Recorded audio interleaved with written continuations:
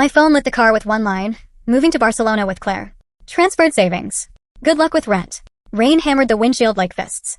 Inside the daycare, my daughter waited with paint on her hands. I pressed the elevator button with my knuckle because my fingers wouldn't stop shaking.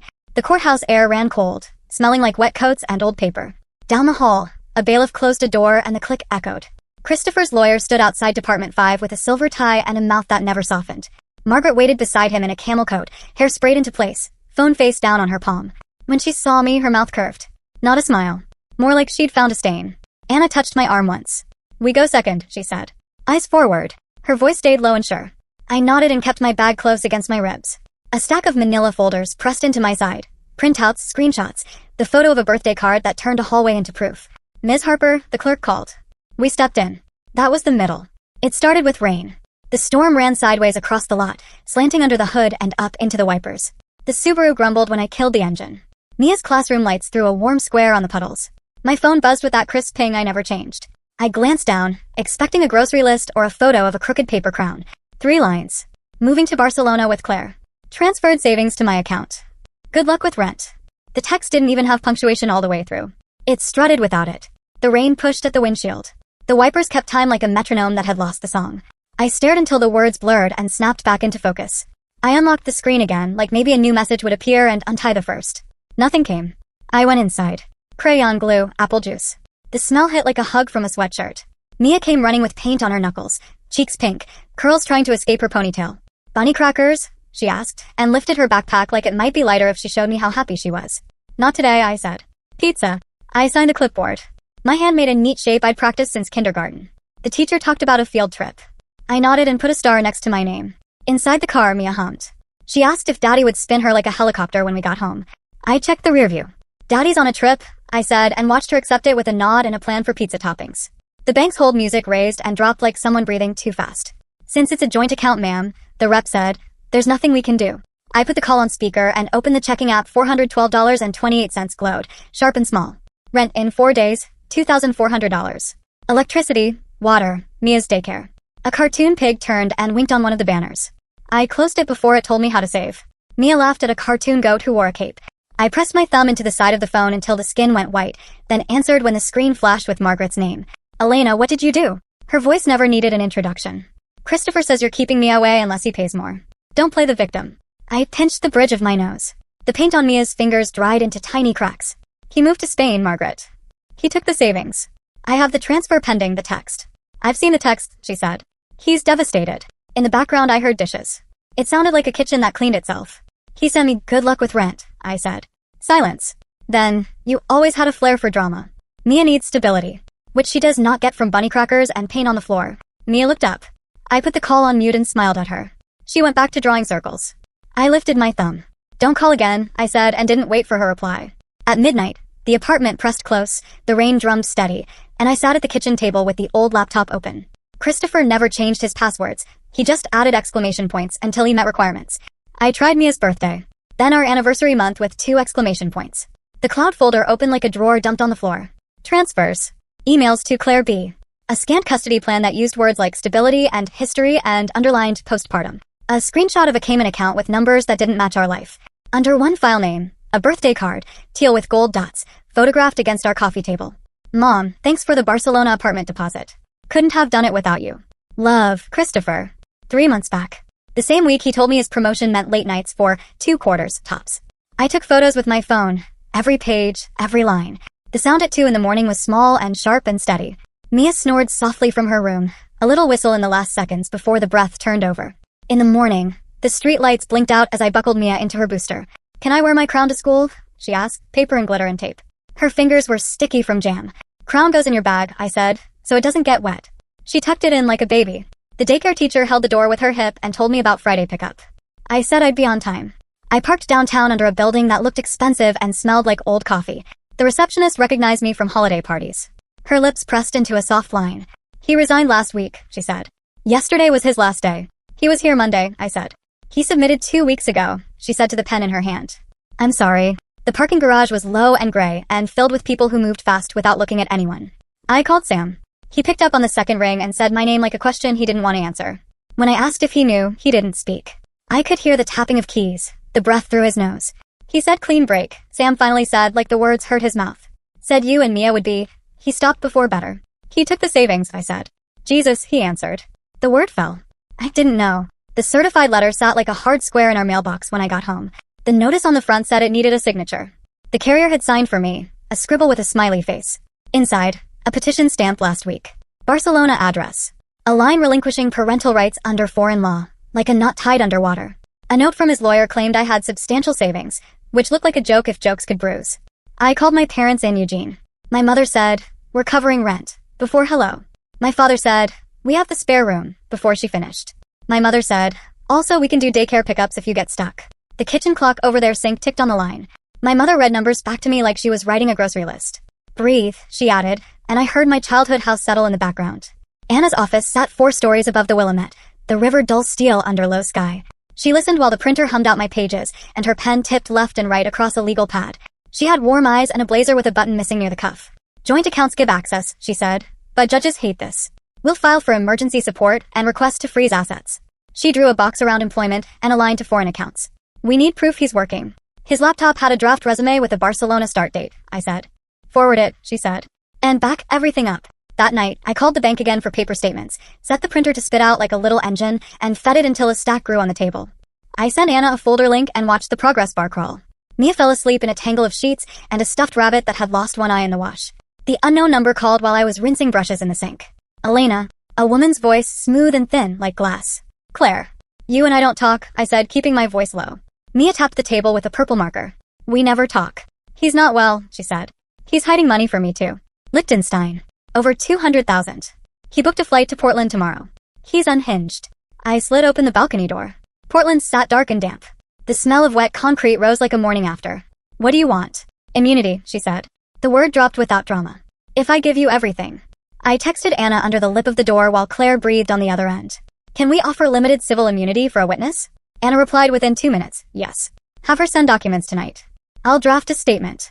By 10, my inbox filled, bank logs, internal emails, a scanned notebook page with Margaret's tidy script. Once he settled, we pushed for custody. Her history helps. The date sat 3 months back. I held the printout over the sink and watched a drop of water swell on the edge like a jewel before it fell. Morning in the courthouse came with lines and bags and belts. Security wand a crying toddler. The officer's eyes softened and he gave her a sticker. Anna moved like she'd lived in halls like this her whole life. She handed me a list of what would happen. She said, yes, answer only the question, and no long stories, and if you need water, say water. Christopher's lawyer slid papers across the table with an easy hand. Margaret sat on the other side, back straight. She didn't look at me. The judge walked in. Everyone stood. The clock over the door clicked into the first minute of 10. Anna began with the text. She put it on a screen, the 3 lines giant and flat. The courtroom went quiet in that small way that happens when everyone understands the shape of something. She laid the transfers next. The joint account bleed, the checking balance, the rent invoice due in 4 days. She moved to employment, the draft resume with a start date 2 days after the text. Then the foreign accounts came in. Liechtenstein. A neat list with numbers and names that matched signatures. Christopher's lawyer asked to speak, tried to say emotional and vindictive and unstable, but the judge tapped her pen once. Stick to facts, she said. Anna rested her finger on the custody plan. This proposes removal of the child from jurisdiction. She turned the page. Here is a strategy to exploit a documented medical history. She didn't say my diagnosis. She didn't need to. The judge leaned back. Her eyes were the same pale brown as the bench. I've seen enough, she said. Orders fell like clean breaks. Freeze on accounts. Temporary full custody to me. Supervised visitation only. No removal of the child from the state. A hearing set for a month ahead. Forensic accounting assigned. The gavel didn't bang. It clicked against wood like a ring. In the hall, Margaret brushed past so close her perfume climbed up my nose. Shameful, she said under her breath and kept walking. Her heels made a smart sound on the tile. Anna put a paper in my hand. Make 2 copies, she said. One stays in your glove box. On the drive home, water ran down the side streets in little rivers. Mia drew a cat with a crown and made it me. She asked if cats eat pizza. They prefer fish, I said. She wrinkled her nose. My phone rang again the next morning at 8. International number. This is Lucia from Horizon Global, Barcelona, a woman said. We received your email regarding Christopher Caldwell's employment and legal issues. We terminated him yesterday. I didn't send an email, I said. Please forward. The forwarded message hit my inbox with my own address in the from line, only I hadn't written those sentences or attached court documents with my name cropped to look like I'd leaked them. The metadata stamped out an IP that led to somewhere not my apartment. I'd seen the IP before by accident, in a screenshot of a router setup from the weekend Margaret helped after the text. She'd moved my bills into neat stacks while Mia watched a cartoon. She'd sent me home with a bag of oranges and a lecture. Christopher called less than an hour later. "You cost me my job," he said. His voice scraped low. I put the call on speaker and set it on the counter. I forwarded the forwarded email back to him with one line: "Ask your mother about this." He went silent. I heard him breathe. I heard fingers on a screen. When he texted screenshots of his chat with Margaret, the tiny bubbles showed a steady drip of plans I hadn't known. Get me fired to reduce support, push custody angle, make me look unstable. It read like a playbook that assumed I didn't read. Anna filed for identity fraud that afternoon. The detective who took my statement wore a jacket 2 sizes too big and wrote everything down exactly. He asked me to spell Liechtenstein. I did slow. He nodded like that mattered too. At 3 a.m., the kitchen was quiet except for the fridge hum. The restraining order printed with my name tidy at the top and his name under it. I watched the page feed out into my hand like something warm from an oven. Anna texted, "Airport service arranged. He lands at 9:20. He'll be detained and served." At 9:22, my phone rang. "They're holding me," Christopher said. Voices moved around him. "This is insane." I was going to fix it. "You had a one-way ticket," I said. I watched the rain make dots on the living room window. Mia lined up crayons by height. "You won't win," he said, but the edge didn't hold. "We have a hearing tomorrow," I said. "Bring your truth." Court again. Margaret arrived with a new coat. Christopher sat beside his lawyer with his jaw tight and eyes rimmed, like the night had been long. Anna had more papers. Claire's sworn statement slid into the record with numbers in tidy columns and emails with dates. The forensic accountant spoke about flows and nodes like it was a river map. The judge's pen moved left to right. She ordered a full accounting of all assets, foreign and domestic. She ordered child support backdated to the day he left. She ordered Margaret to surrender devices for investigation. When the clerk read the last line, Margaret's mouth finally moved into a shape that wasn't control. Christopher's lawyer asked for a recess and didn't come back with anything that mattered. Weeks changed their shape. The accountant traced numbers into places with clean beaches and laws that helped men like Christopher feel powerful. Margaret stood in a different courtroom to answer for identity fraud. Her hair didn't move. The papers did.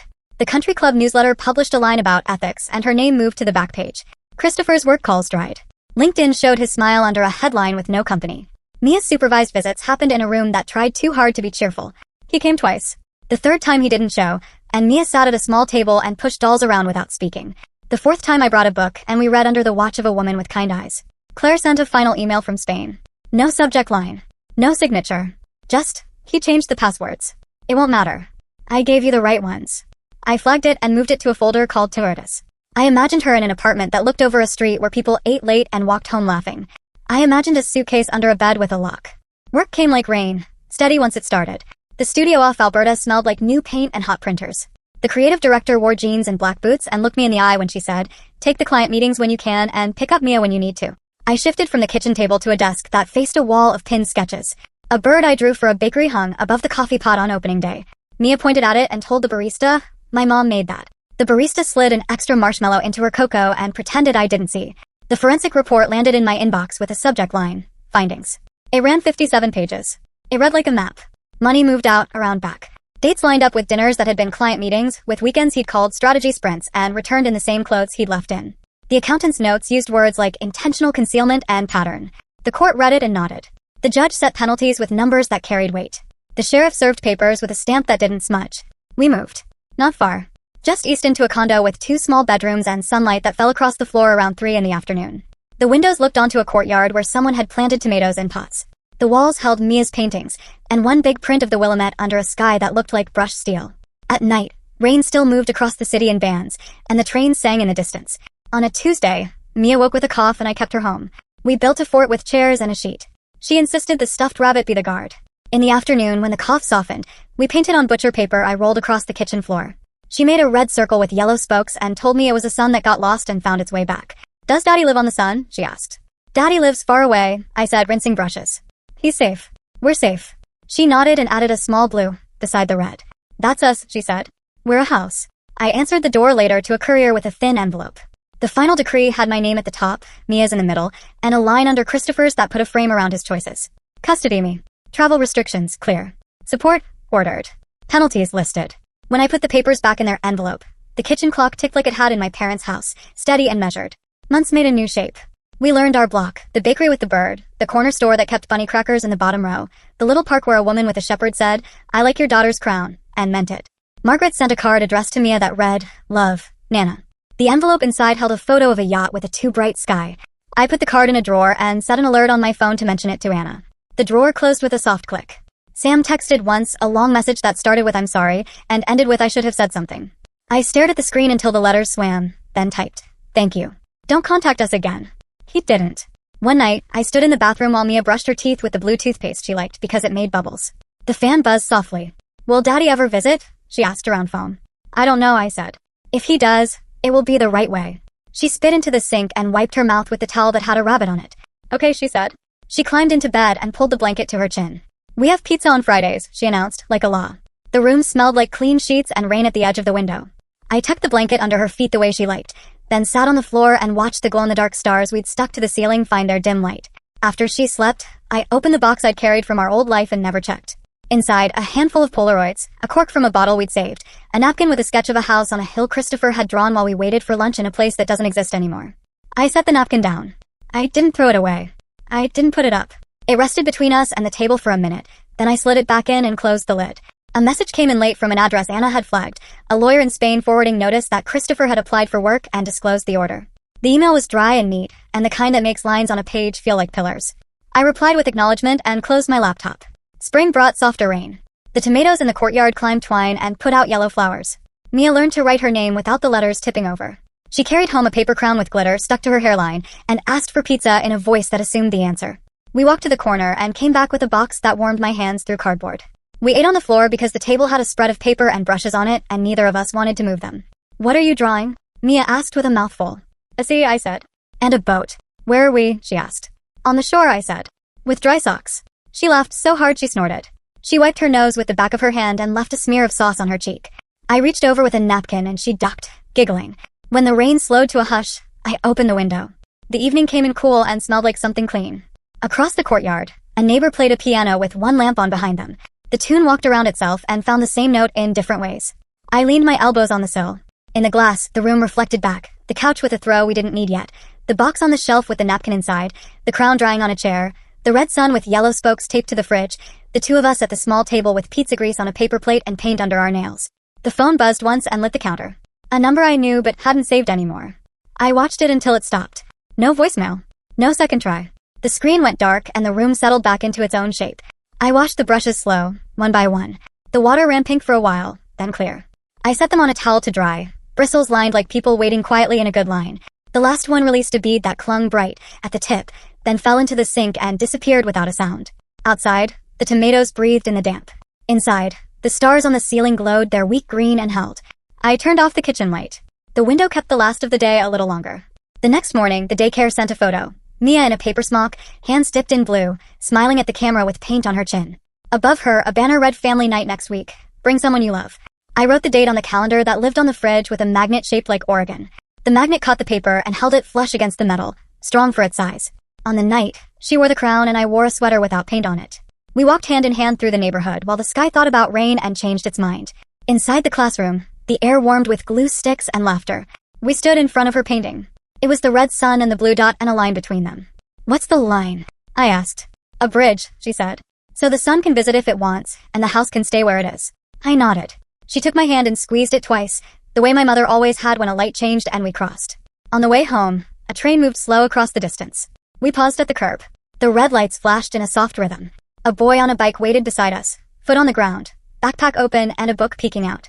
The engine passed, followed by the long backs of cars covered in names. Mia traced letters with her finger in the air. I stood with her in the wash of the crossing bell. We didn't say anything. The last car moved by, the bell went still, and the night resumed its regular sound. We crossed when it was safe, our shoes landing on the painted white stripes like notes on a staff.